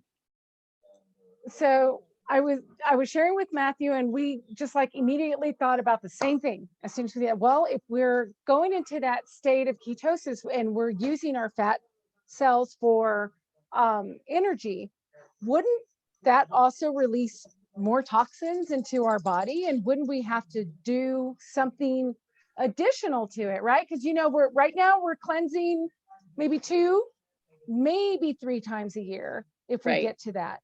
Right. Isn't that something that we would have to increase in frequency if It certainly you would think can that be. you would, right? So some of the things that are suggested for, like, if you get into a pattern where you stall, like most of my family doesn't eat breakfast anyway. So like, how do you start fasting? And I'm not saying that my kids, are at all on board with mom's plan, or that they need to be, because they're kids. But one of the things that, if you already are not a breakfast eater, then your issue may be that you need to start with a longer fasting period. Excuse me, to get you to that point. Yeah, I know. Sorry, Miss Carrie. But doesn't mean you can't get there, right? It just means that you might need to, and not even every day, right? Like maybe start gradually. The best thing for me was feeling like I'm going to do this at the rate that feels right, because I'm not good at doing that. I want to see that scale move. And if it doesn't move, I'm just going to make cookies, because why not? If I'm going to be fat anyway, I might as well eat the cookies, right? So I had posted about this the other day, and this literally just happened on Friday. I've been doing this since, and in addition to fasting, I've been working out. Like I'm not the girl who's going to say, hey, let's go on a hike. I'm the girl who's going to say, hey, let's go to the movies, or let's, leave me alone. I'm going to sit and read my book, or whatever. So a lot of what I like to do involves sitting down, or, not moving. And I'm not naturally an exercise kind of a person. And I really, if I'm running, you better be calling 911. Something serious is going on. So the other day, so I've been using we have an elliptical trainer that I really like that. I enjoy it. It's just fun for me, and it, whatever. I know not everybody's into machines, and I absolutely think you better get a better workout not on a machine, but it's what I got, and it's what works. So I've been doing that. I've been doing some kind of dance workout programs, just because that's something that I like, that doesn't feel like work. It feels like fun. So a couple of different things, but I've been trying to make sure every day is not usually realistic, but I try to think about it every day, because that way it happens at least 3 to 5 times a week, which is what my goal actually is. So if I've done it every day during the week by Friday, then yeehaw, right? But most Fridays I'm like, yeah, okay, tomorrow I really better work out. And I'm not talking big, heavy workouts. I'm talking 30 minutes on the elliptical trainer, maybe a 30-minute, dance workout kind of a thing. It started with us in the middle of lockdown, just feeling like these kids have got to get out of this house, and starting to take a family walk. And so what happened on Friday was we went to the orthodontist I went with my youngest son, and they've changed buildings to where they're up on a second story now, and they've got a set of stairs. and their office is not far away from the stairs. So I would walk up the stairs with him. There is, it turns out, an elevator, but I took me a couple times being there because they moved to find it. But I walked up the stairs the first few times we went there, and literally I was embarrassingly out of breath. Like I was embarrassed to walk in. I know them. They've done all my kids' teeth, 5 kids, 5 sets of braces. I've known them for over a decade. And I was embarrassed to walk in heaving because I was so out of breath. Well, this has just been going on since January. I will tell you, I'm only down 12 pounds, but I'm down 12 pounds. And 12 pounds when you've been gaining an average, I figured it out. For the past 6 years, I've gained, if I just average it out and don't take in the ups and downs, I've gained an average of 10 pounds a year. That's a lot, right? And it's a lot to feel like the needle just will not move. I am not big on non-scale victories. I want to see the scale move. It's all fine and good. Yes, I love to button up my jeans and, you know, all that kind of stuff, but really, I just want to see the numbers change on the scale. Well, it was one of those days that I went up the stairs behind Diego, and, you know, Diego's where most 12-year-old boys in our family tend to be, which is, you know, a little baby fat before they hit their, I'm going to grow 6 inches in 3 months growth spurt. He hops up the stairs and he's fine. I walked up the stairs behind him. I kept up with him and I got up to the top and I thought, I'm like ready to go. Like I really felt like I could breathe, which was, it's so sad to say, but it's so true, right? So that was a non-scale victory that I felt really good about. So I'm not going to tell you what my goals are pound wise, because I have learned that even though I've only lost 12 pounds, I haven't worked out regularly like I have been since January, and I don't know how long, because I start and I stop and I stop more than I start. But working out consistently, doing the intermittent fasting, I am still making cookies once in a while with my kids. I'm still eating pizza. I'm adding in the healthy food, but I'm not taking out everything that I love. I did cut down alcohol to, I'm having like 1 glass of wine on a Friday or Saturday. If Henry was here, he'd be saying, are you sure that's not Friday and Saturday, which makes it 2 glasses of wine? Well, sometimes. But I figured if I can do what feels comfortable and feels right, then I'm going to stick with it. And I'm not going to crash and burn and then, you know, eat cookies for a week and gain back 20 pounds when I've, you know, lost 10. So I pulled out of, and then I promise I'm going to show you my resources, because I really do want to share them with you.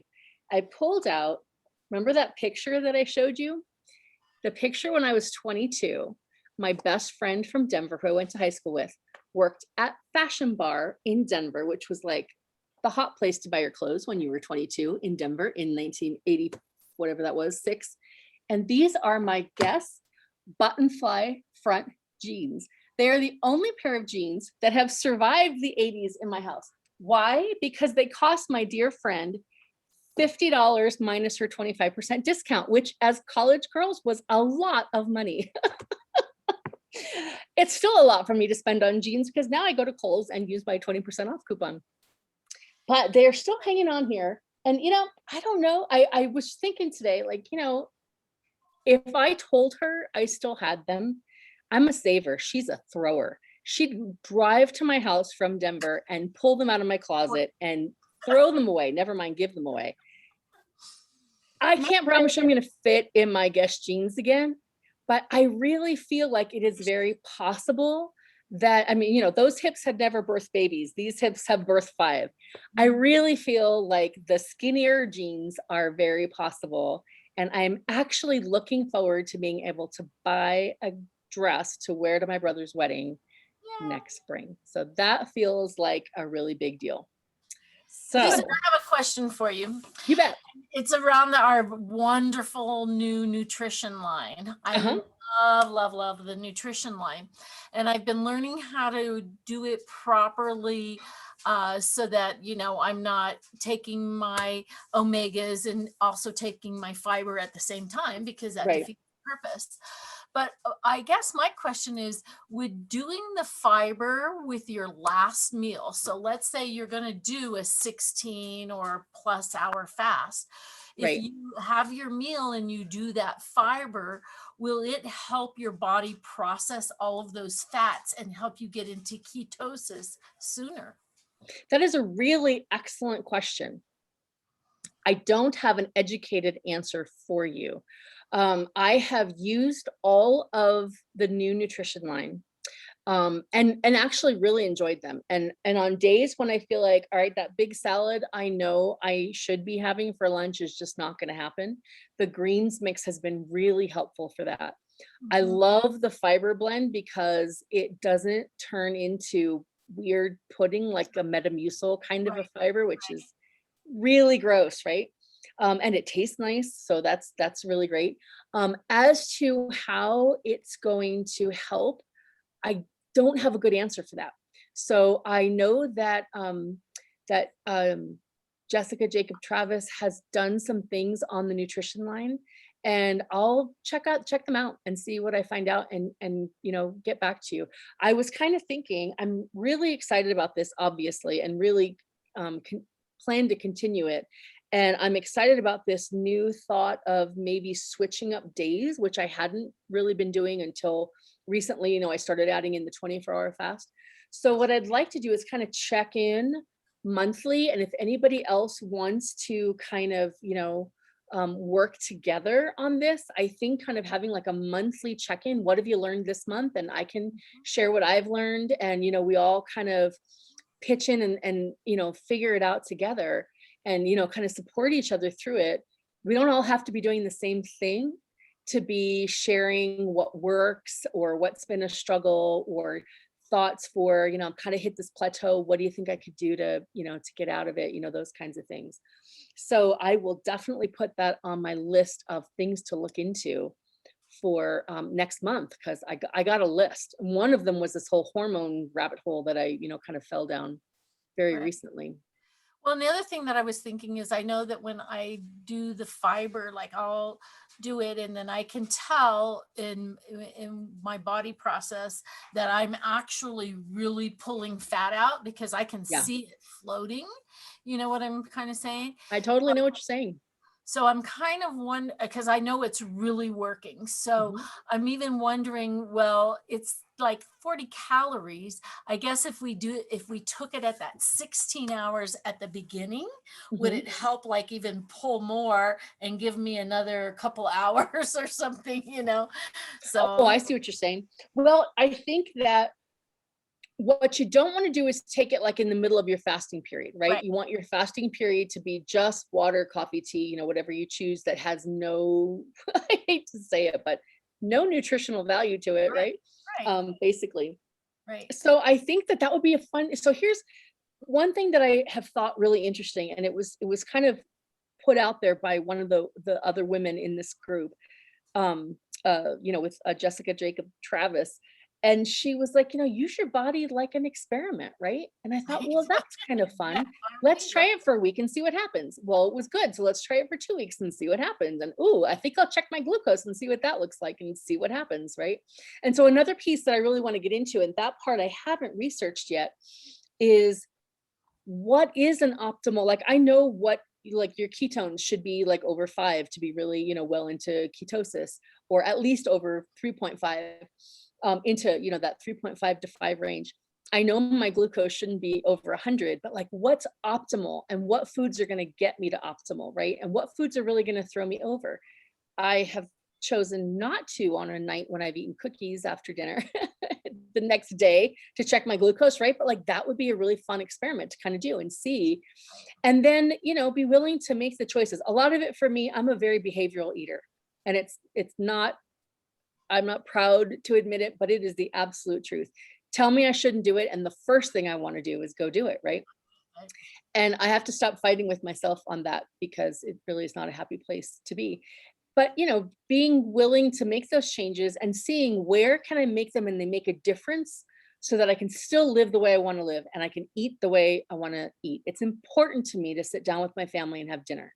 We have dinner together most nights of the week, and that's a big thing for me with teenage kids, um, who, my time with them is limited, that they're going to be in my home and present, for family dinners. So, I don't want to not be eating dinner or eating the, rabbit food because I'm making this big, beautiful meal for them that I can't eat, and all that kind of stuff. So I'm trying to look at it as a, let's do an experiment on me and see what works and what's, successful. So And just one more quick one. you bet.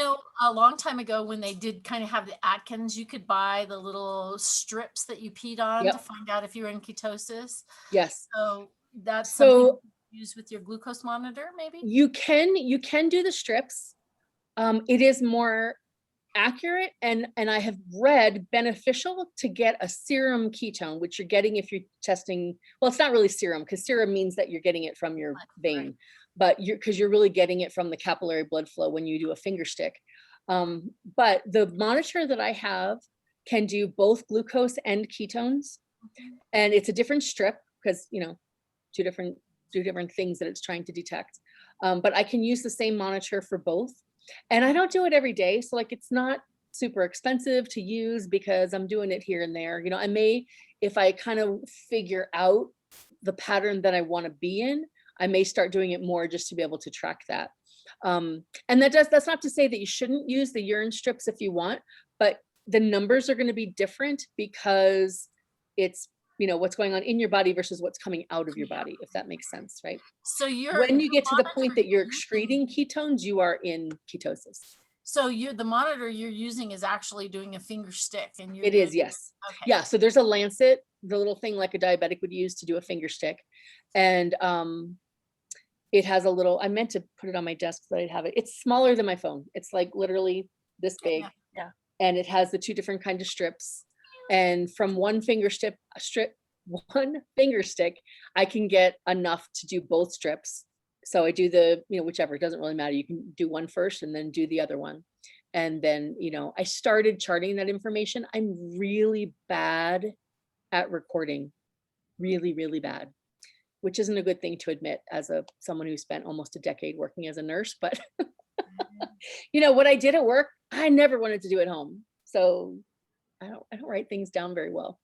Right. I'm trying to, but we'll see. So let me show you this page of resources. And it's kind of messy because I didn't go through, and Carrie will laugh at me. I like things alphabetized when I put them in these last pages, and I didn't have time to go fix it because I was throwing things in there at the last minute. You're such a loser, Susan. I know. All right, so the important things here are fasting for women, Dr. Mindy Peltz on YouTube. You want to get to know her. Go look her up, subscribe to her channel. I'm not kidding you. If you go directly to her channel, not just the little thing that YouTube pulls up for you, boom, boom, boom, boom. She has a welcome video. Then she's got a, why do intermittent fasting video. She's got, I've watched, almost half a dozen of them on specifically fasting for women, which is the one that I've got quoted there, but there's a bunch of different ones, and they're fast. They're super helpful. And she gives you the science. So to me, that's everything. I can do a lot if I know, if I do this, this is going to happen, right? Like our bodies seem like this big mystery, but really they're chemistry, right? And if we do this, then this is going to happen. And so I like that part. Let's see, the fasting benefits over time is her chart. You can find that at drmindypeltz.com. So she does have a website. She has a paid platform as well, but you don't need to do that to find all this great information. It's all just for free out there on YouTube. And her book comes out in a week. Another one that has been recommended a lot by a lot of the presenters in the Hormone Summit, which is the big thing that's missing, is Maritza Snyder's Hormone Summit, is Jason Fong's The Obesity Code. And then Walter Longo is a neurologist out of Stanford. If you look up this YouTube video, this one's a little bit longer. It's like, I think at least 20, maybe 30 minutes. He talks about fasting and all of this is research, right? So a lot of it is research done on research animals, mice and rats and whatnot. But there is research that has been done on human subjects. And so he talks about fasting specifically for neurodegenerative diseases, Alzheimer's and dementia. And it's completely fascinating. And I mean, it's sciencey, but he's really interesting and he's very engaging. And then finally is Jessica Jacob Travis is the nurse practitioner who I told you about. She is a doTERRA Diamond leader. She actually spoke at convention last year. Once you see her face, you'll probably remember her. And she has a Facebook group. She has a business page where she does lots of videos that are, free and accessible by anybody. And she does also have a paid group. So I've been doing that since January because I wanted her information. So, there's that, but she does a lot of things. She does, I think just today she did on Tuesdays, she'll do like just a little live on her business page on an oil. So today she did eucalyptus, and she's a researchy kind of person. So she almost always will post a study that she read, that this is what this research is all about. And then she'll post the study. So if you like to read that kind of stuff, she's all about that. And that, my friends, is all I got. I have a quick question. Awesome. I'm just going to stop screen sharing so I can see you all and see the chat. Well, I look terrible. I hope that you guys all have gallery view on. Please put gallery view on. So I'm tiny. Slim and sassy in water, right? So there's no calories, but it does changes glucose levels, right? Like, because I can feel it, right? Yeah, but that's not necessarily a bad thing. Okay, so when you're fasting, it's okay so it would the little spikes on your chart of where it would show, like, would the Slim and Sassy kind of be creating some of those spikes because it helps your body to like unlock? So you're asking, is it going to mess you up? Well, no, I'm asking, like, is that a problem if you that chart that you had that had the blue line, right? The first line was a blue line on the glucose levels, right? And it was going down, and then it was like the body was finding a new deposit of some sort to. Oh, I see what you're saying. Would this Slim and Sassy kind of look at that, or would it help? I would think it would only help it, and here's why. For one thing, we know that the oils are going to support normal processes, right? For another thing, you're not adding in calories, or like think about, like, I say macros, and yet I told you not to take your vitamins, but our vitamins come from food. So, that's kind of why you don't want to be taking all that, even though, they're negligible calories. I don't think that Slim and Sassy would mess you up, because I think if anything, it's going to augment that metabolism that is taking place anyway. And part of the purpose is to make your cells more receptive to glucose. So something that is facilitating your body's processing of glucose, I would think is only going to be a benefit. If I find out anything differently to that, I will certainly let you know, but I don't think it would be a problem to have oils in your water, even right. Yeah. A metabolically active type of an oil. Is your glucose, right? Yeah, it's only going to potentiate the good stuff that you want to happen, I think. The other thing is, when I was doing, you probably remember years ago, I lost a lot of weight because I was doing just it was great. It was like a month of just doing like shakes, but not like protein shakes, just veggies. Yeah. The one thing that I found was the first. Oh, we lost you. In that period too. Say that again. The first. Sorry, and my internet connection got wacky. That's okay. So the first meal after a fast for me was really. I don't have a gallbladder too, so that's a player, right, for digestion. If I did just like a veggie shake, so meaning like kale, beets, carrots, my body was super happy because it would just put those nutrients to work. Whereas if I ate a carb, I would get a lot of digestion. My digestive tract was very angry at me. So that was just for me. So play with if you're coming off of. Don't freak out if the first time you come off, if you maybe chose the wrong thing. Like, I like when you said experiment with your situation.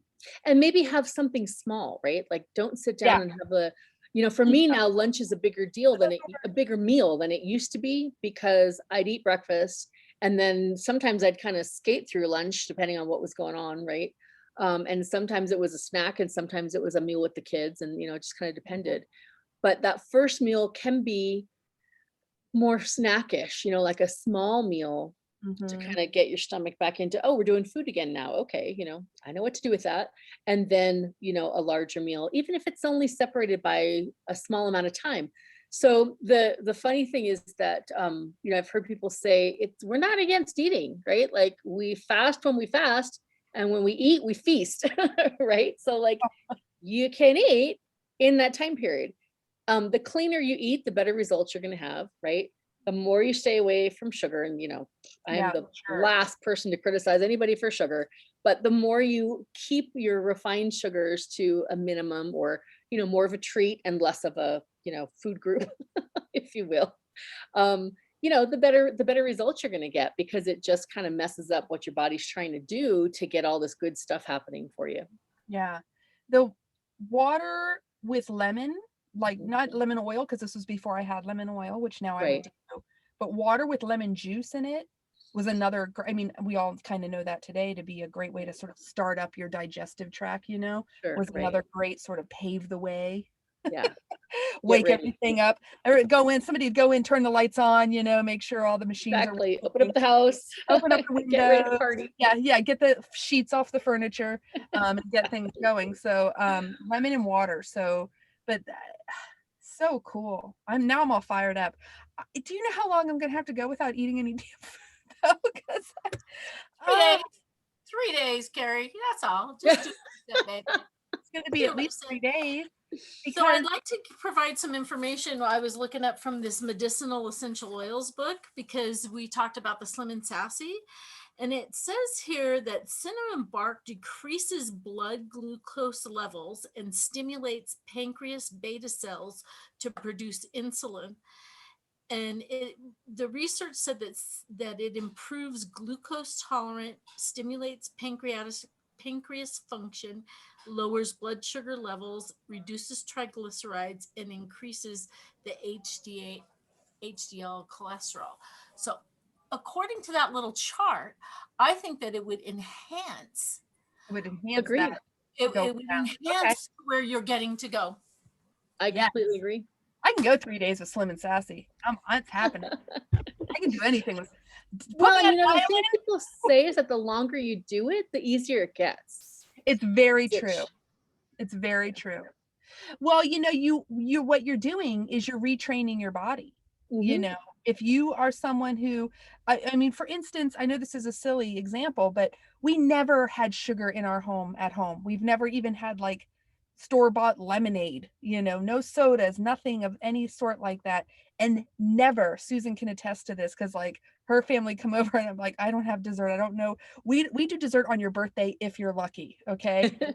But since we've been here, you know, we're in the land of Disney. Well, there's just dessert everywhere. Yeah. My kids now are like, what about dessert? And I'm like, what planet? But you know what it is? Their bodies are now retrained, where now they're craving sweets. I totally agree. Because it's been, you know, several months. And of course it's like, well, look at the cute Valentine's Day cookie. Of course we're going to get it. Let me take a picture. You know what I mean? But we don't totally. But it's not even about being a brat. Like they are craving it. Yeah. You get into a habit. It's literally habit forming.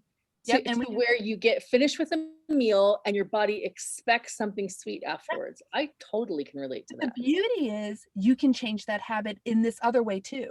Yeah, where like you crave the way you feel. Your body is just like, oh, I don't want that. It's too soon. It's too much. Exactly. That doesn't make me feel good. And then you're like going, oh, wow, my relationship with food is completely different. It is now about nutrient value as opposed to cravings of flavors and such of that nature. So I think that's exciting. And I also think with the nutritional line that we have to break a fast, to do that would be awesome. The greens, because what you're feeding your body after that fast, you know, I don't know the studies on monk fruit because that's the sweetener that they use, and I'm not a big sweetener person, but from what I understand, monk fruit's the best that you can get, right, of all of them out there.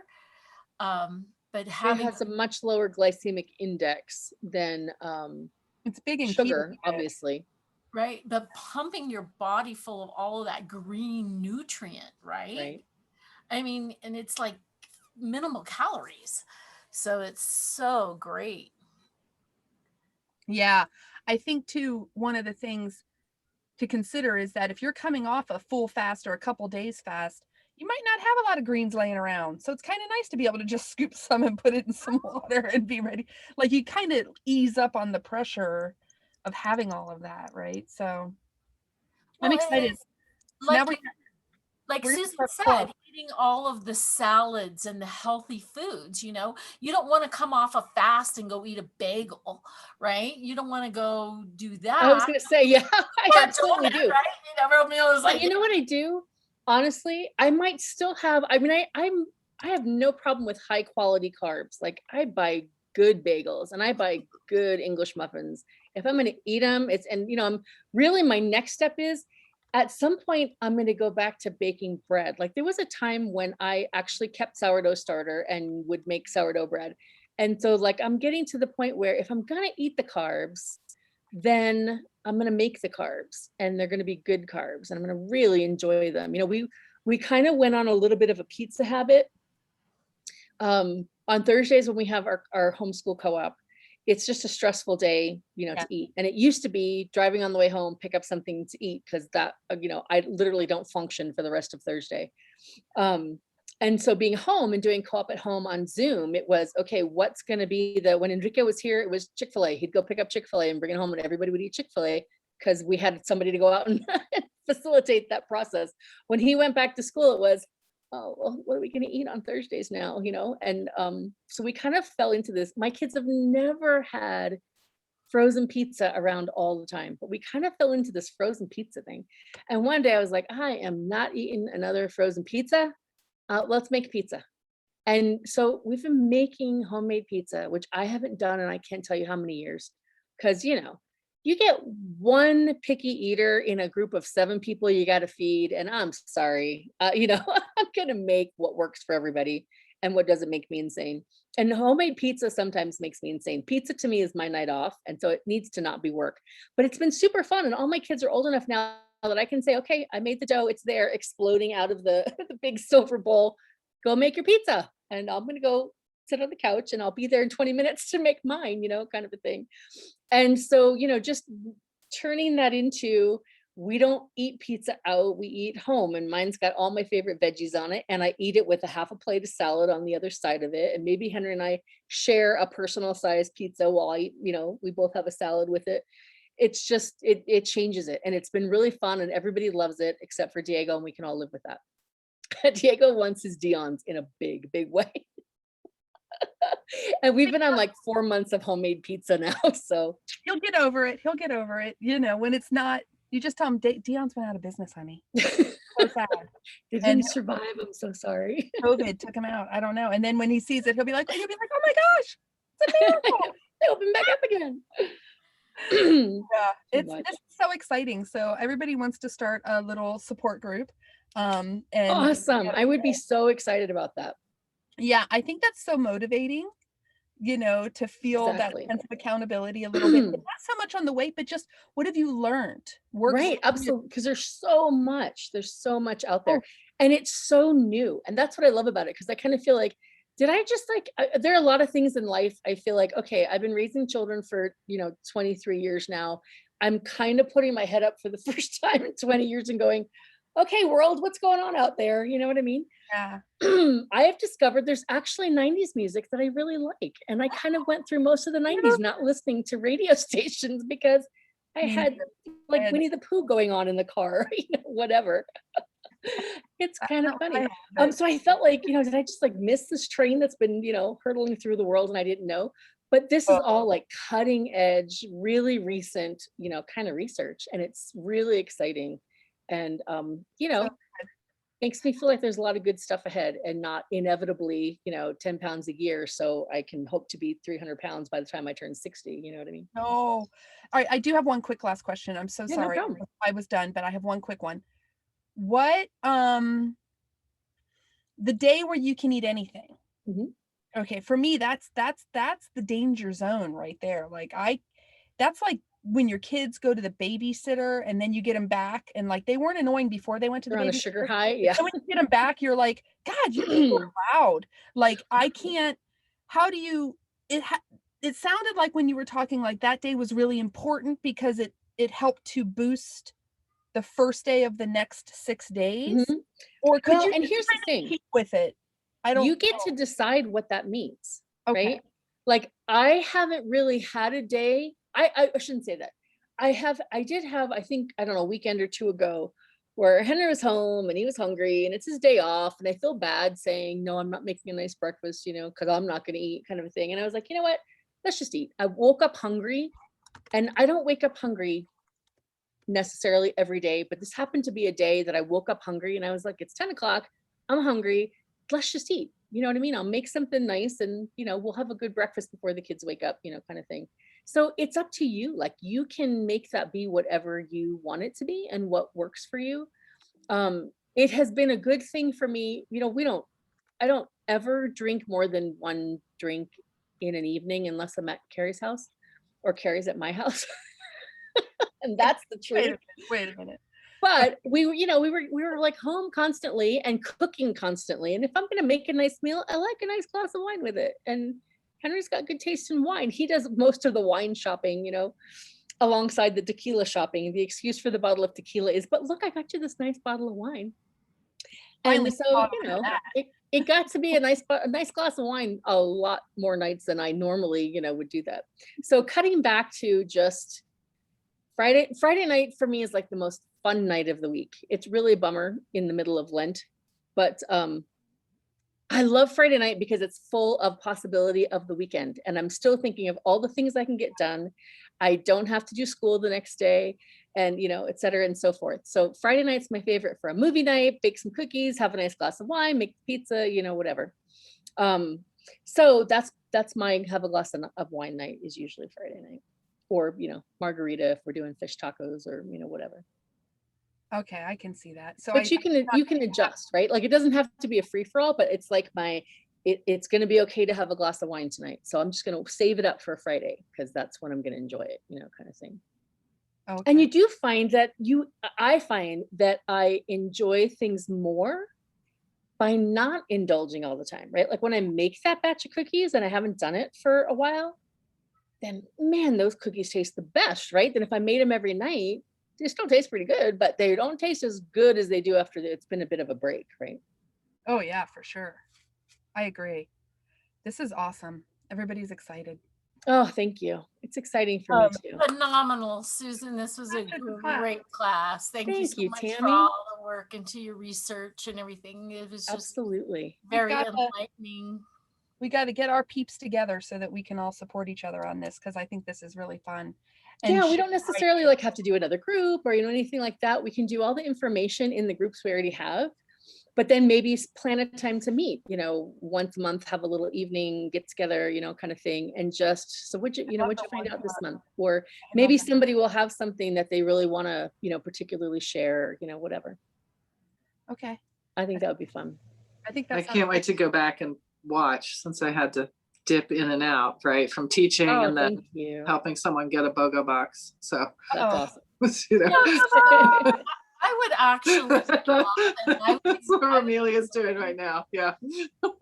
Susan, I would actually love, and I would be willing to host it, is a separate Facebook group all about intermittent fasting and the diet choices that we make and testimony